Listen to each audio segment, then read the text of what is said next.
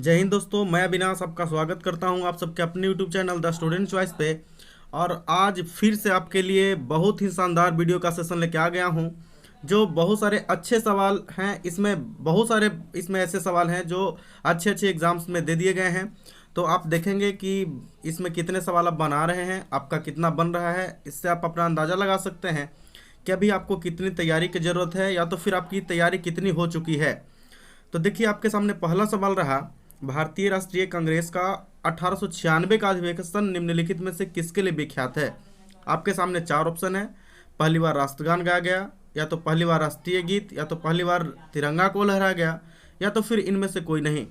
तो आप एक बार अच्छे से इसको देख लें, कहीं पर भी आप अपने कॉपी ले करके और इसको लगाते रहें कि आपका कितना सही हुआ।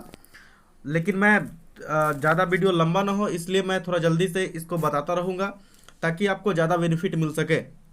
तो देखिए, जो पहला सवाल है, 1896 का भारतीय राष्ट्रीय कांग्रेस का अधिवेशन था, ये हुआ कहाँ था। तो पहले तो हम लोग देख लें कि 12वां अधिवेशन था। कौन सा अधिवेशन था भाई? तो 12वां अधिवेशन था। और इसके अध्यक्ष थे कौन? रहमतुल्लाह सयानी। कौन थे? रहमतुल्लाह सयानी थे। और ये अधिवेशन हुआ कहाँ में था?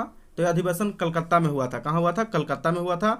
और देखिएगा कि जो कलकत्ता में हुआ था, इसमें हुआ क्या था भाई? तो बंकिम चंद्र चटर्जी का जो आनंदमठ पुस्तक है, किसकी बात बोल रहा हूँ? बंकिम चंद्र चटर्जी जी का जो आनंदमठ नामक उपन्यास है, उसमें से लिया गया है कौन सा? तो राष्ट्रगान, राष्ट्रीय गीत जो है कौन सा? तो वंदे मातरम, उसी को इसमें गाया गया था। तो देखिए, तो इसका कौन सा आंसर हो जाएगा? पहली बार राष्ट्रीय गीत गाया गया था। और हम लोग देखेंगे राष्ट्रीय गीत कौन सा है भाई? वंदे मातरम, जो किनके उपन्यास से लिया गया है? तो बंकिम चंद्र चटर्जी के आनंदमठ नामक जो उपन्यास है उसी से लिया गया है। तो चलिए हम सब अगले सवाल की ओर चलते हैं।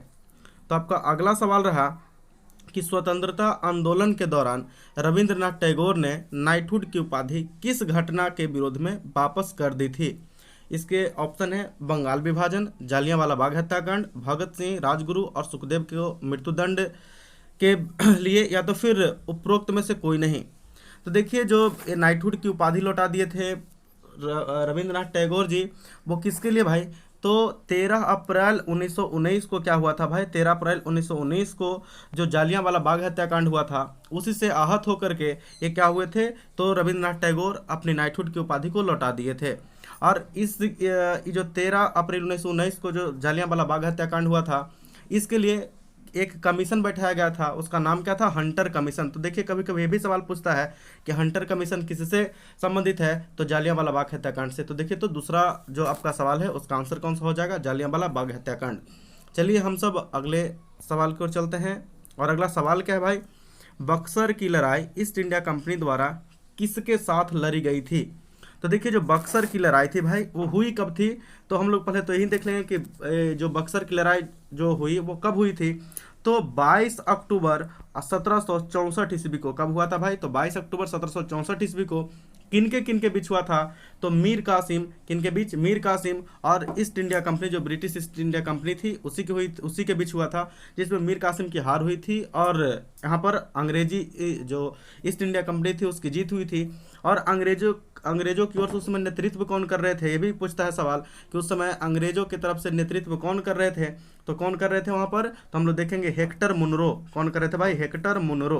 तो देखिए, ये भी सवाल कभी कभी पूछता है, तो आप ये भी ध्यान में रख लें कि हेक्टर मुनरो जो थे अंग्रेज की तरफ से वहाँ पर नेतृत्व कर रहे थे। हम लोग चलिए नेक्स्ट सवाल जो 4 नंबर है उसमें चलते हैं। और ये सवाल है, वर्नाक्यूलर प्रेस एक्ट और शस्त्र अधिनियम किस वायसराय के द्वारा पारित किया गया था?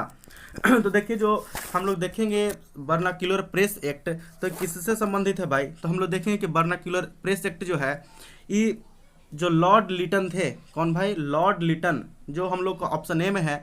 तो लॉर्ड लिटन के कार्यकाल में ऐसा हुआ था। हम लोग देखेंगे कि लॉर्ड लिटन का कार्यकाल था कितना से कब तक? तो 1876 से 1880 के बीच रहा। और इन्होंने ही वर्नाक्यूलर प्रेस एक्ट जो था, कब? तो 1878। कब की बात है भाई? तो 1878 में ये वर्नाक्यूलर प्रेस एक्ट पारित हुआ था। और सशस्त्र जो हम लोग अधिनियम देखेंगे, और इसी को हम लोग क्या बोलते हैं? आर्म्स एक्ट भी बोलते हैं। क्या बोलते हैं? Arms act. ये भी 1878 में ही क्या इसको पारित किया गया था।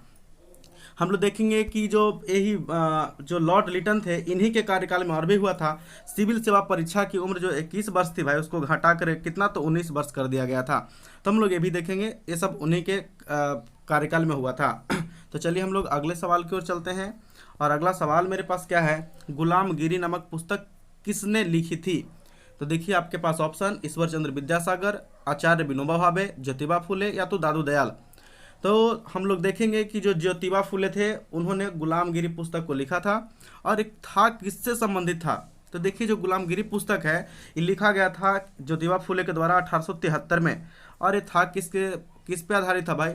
तो हम लोग देखेंगे कि अमेरिका में जो दास प्रथा है, कहाँ पर? तो अमेरिका में दास प्रथा, जो अमेरिका में दास प्रथा इसी पे आधारित था। अमेरिका में दास प्रथा पर जो पुस्तक है या ज्योतिबा फुले द्वारा लिखा हुआ गुलामगिरी, उसी पे आधारित था, अमेरिका के जो दास प्रथा से संबंधित था।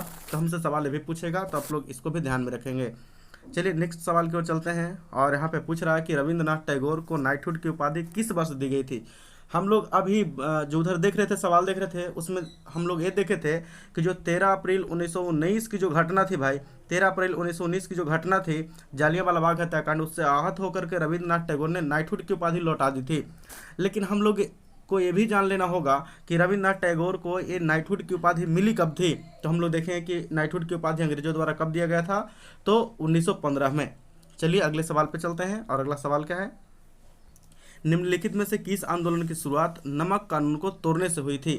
हम लोग देखें कि नमक कानून को तोड़ने से कौन से आंदोलन की शुरुआत हुई थी? सविनय अवज्ञा आंदोलन, या तो फिर असहयोग, या तो भारत छोड़ो, या तो फिर होम रूल जो आंदोलन था उसके बारे में।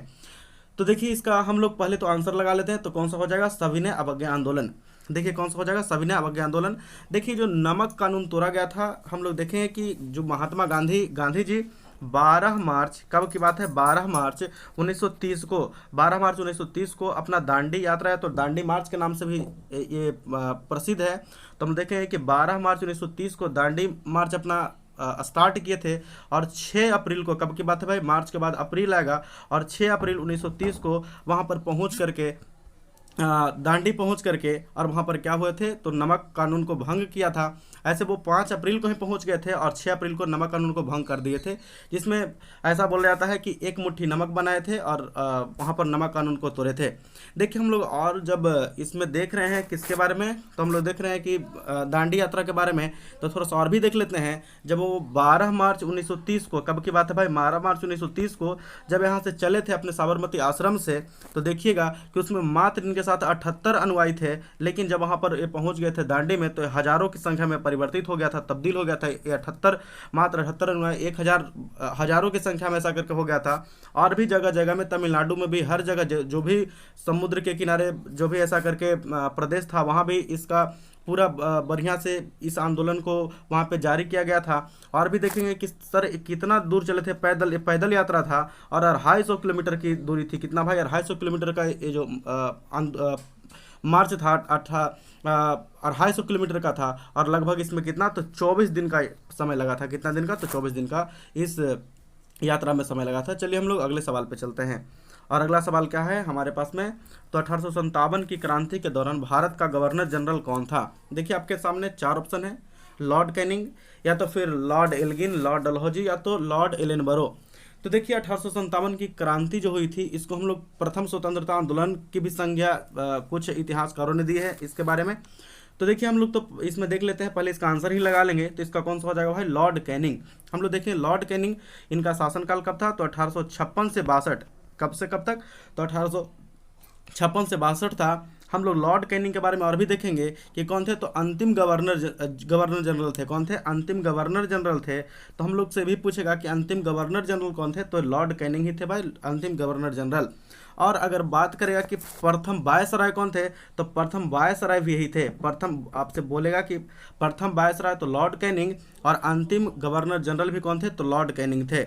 हम लोग देखेंगे इन्हीं के बारे में और भी देखेंगे लॉर्ड कैनिंग के बारे में। तो लॉर्ड कैनिंग ही थे जो भारतीय विधि संहिता, किसके बारे में बोल रहा हूँ? भारतीय विधि संहिता, भारतीय विधि संहिता, या तो फिर और क्या भाई? तो भारतीय दंड संहिता। दोनों आपसे बोलेगा कि भारतीय विधि संहिता और भारतीय दंड संहिता, किससे संबंधित है, किनके शासनकाल में इसको लागू किया गया था, किनके शासनकाल में इसको बनाया गया था, किसके शासनकाल में इसका निर्माण हुआ था। तो देखिए लॉर्ड कैनिंग के ही शासनकाल में हुआ था। और देखिए तो भारतीय विधि संहिता था जो लगभग 1859 में, और जब हम देखेंगे भारतीय दंड संहिता तो 1861 में इसको क्या किया गया था, तो इसका निर्माण किया गया था। तो हम लोग देखें 1857 की क्रांति के दौरान भारत का गवर्नर जनरल कौन था, तो लॉर्ड कैनिंग थे। और भी हम लोग इसमें बहुत सारा सवाल का आंसर देख लिए हैं, तो ये सबको आपको ध्यान में रखना होगा। चलिए हम लोग अगले सवाल की ओर चलते हैं। और देखिए सवाल बड़ा ही मजेदार सवाल है।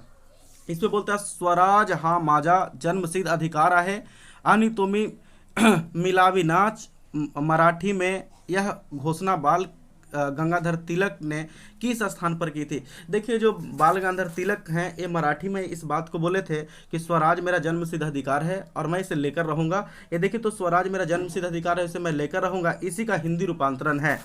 तो हाँ ये सच में अगर इनकी बात किया जाए तो ये मराठी में ही बोले थे, स्वराज मेरा जन्मसिद्ध अधिकार है और मैं इसे लेकर रहूँगा।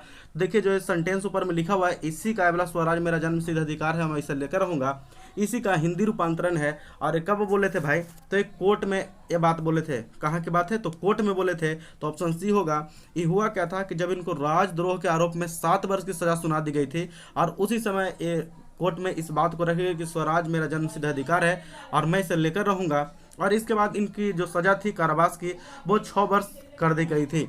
तो और इसके बाद इनको कहाँ, तो मांडले जेल में भेजा गया था। आपसे बात करेगा कि इसके बाद इनको कौन से जेल में भेजा गया था, तो मांडले जेल। ये भी बहुत बार ऐसा करके लोग को दे दिया जाता है। तो कौन सा जेल था भाई, मांडले जेल में भेजा गया था। चलिए हम लोग अगले सवाल की ओर चलते हैं। 10वां सवाल चलते हैं। हमसे पूछ रहा है गुरुमुखी लिपि किस सिख गुरु के द्वारा शुरू की गई। देखिए जो गुरुमुखी लिपि थी भाई वो किनके द्वारा, तो गुरु अंगद के द्वारा। किनके द्वारा, गुरु अंगद के द्वारा।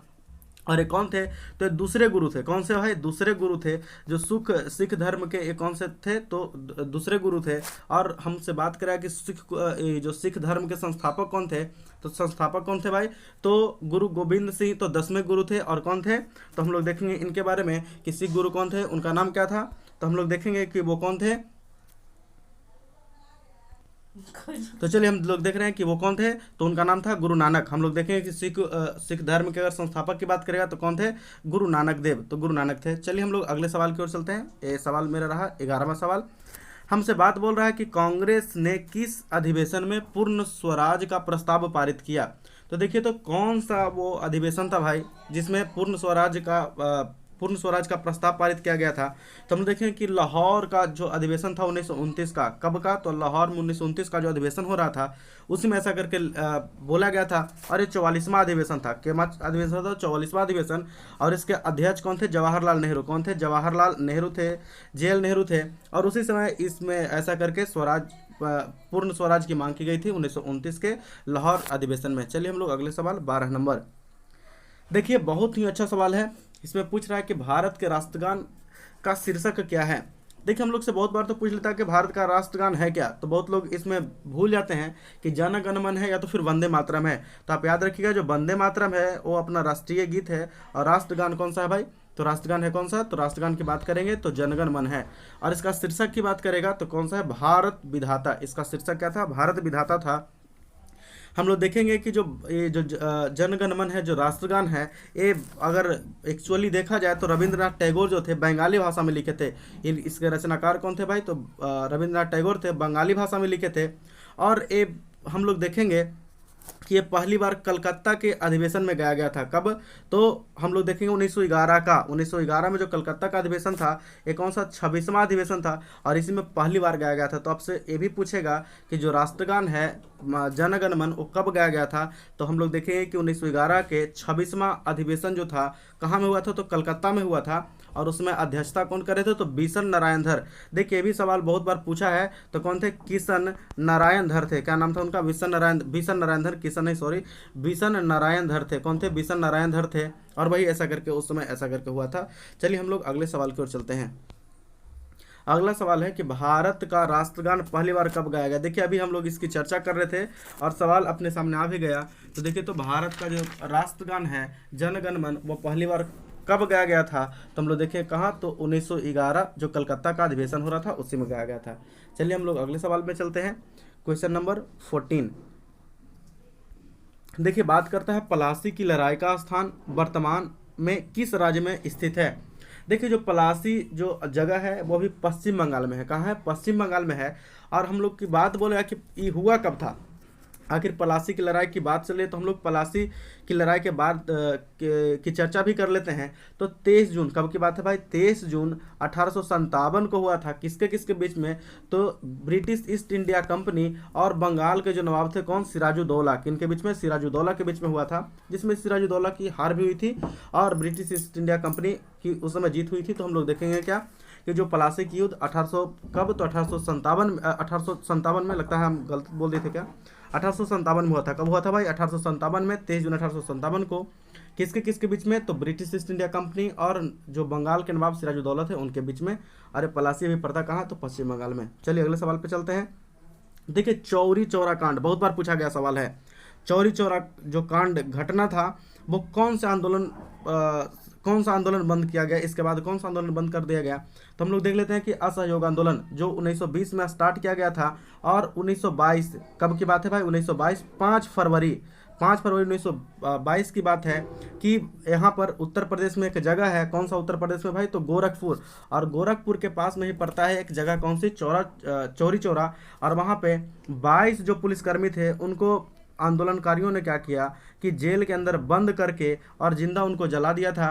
क्योंकि ऐसा कुछ नहीं था, बात ये भी था कि पुलिस भी थोड़ा भारतीय पे उस समय ज़्यादा रौब दिखा रहे थे और आंदोलनकारी थे उनमें ऐसे भी आंदोलित थे वो लोग। और 22 पुलिसकर्मी को उसी के जो थाना था उसी में बंद करके और उसको जला दिए, बाहर से पूरा ये कर दिए, जला दिए।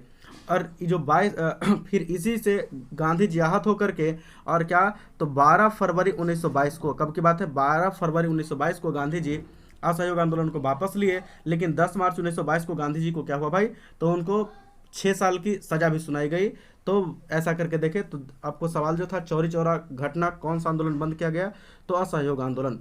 चलिए हम लोग अगले सवाल पे चलते हैं। 16 नंबर सवाल और बोल रहा है महात्मा गांधी ने कांग्रेस के किस अधिवेशन में एक बार अध्यक्षता की? तो देखिए कौन सा था? बेलगाम का अधिवेशन था। कौन था भाई? बेलगाम अधिवेशन।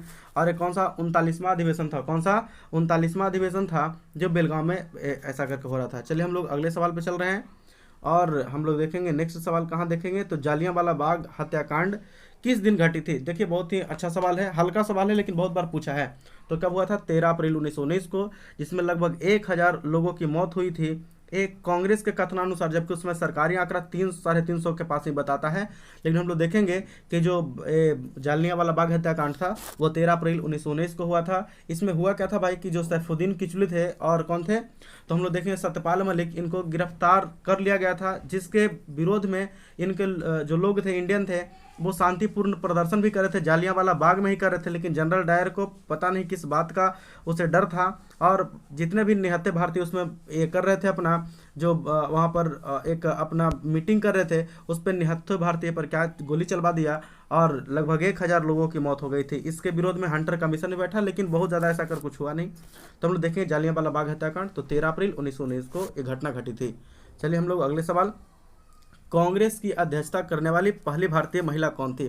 देखिए इस बात को बढ़िया से समझिए कि भारतीय महिला बोला है। अगर सिर्फ महिला बोलता तो हम लोग को सवाल यहाँ पर जो आंसर था बदल जाता, क्वेश्चन अलग हो जाता। तो हम लोग को बोल रहा है क्या भाई कि सरोजनी नायडू, एनी बेसेंट, या तो नेली सेनगुप्ता या तो इंदिरा गांधी। देखिए इंदिरा गांधी नहीं, कांग्रेस की अध्यक्षता मात्र यही तीनों ने किया है भाई, सरोजनी नायडू, एनी बेसेंट और नेली सेनगुप्ता।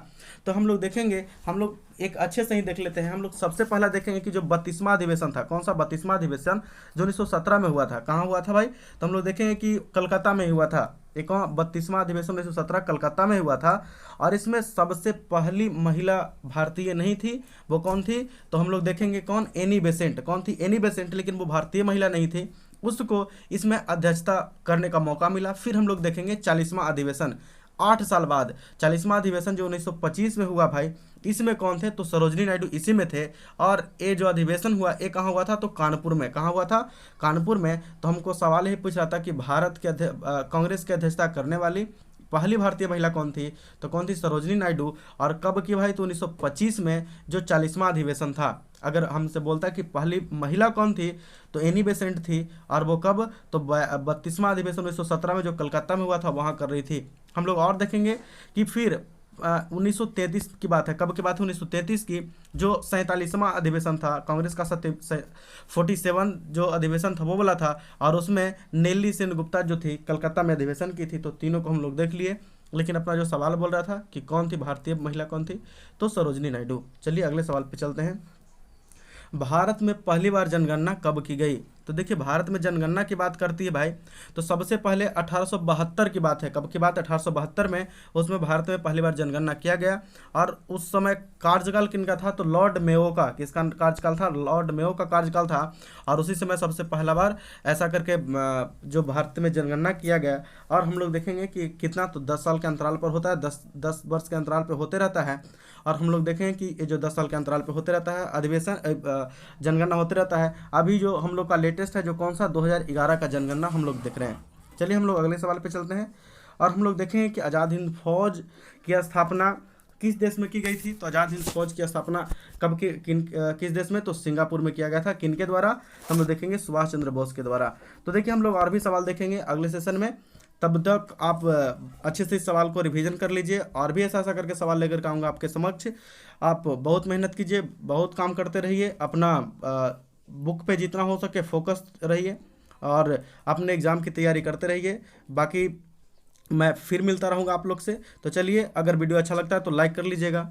चलिए फिर से मिलते हैं, तब तक के लिए नमस्ते, नमस्कार, जय हिंद, भारत माता की जय, वंदे मातरम।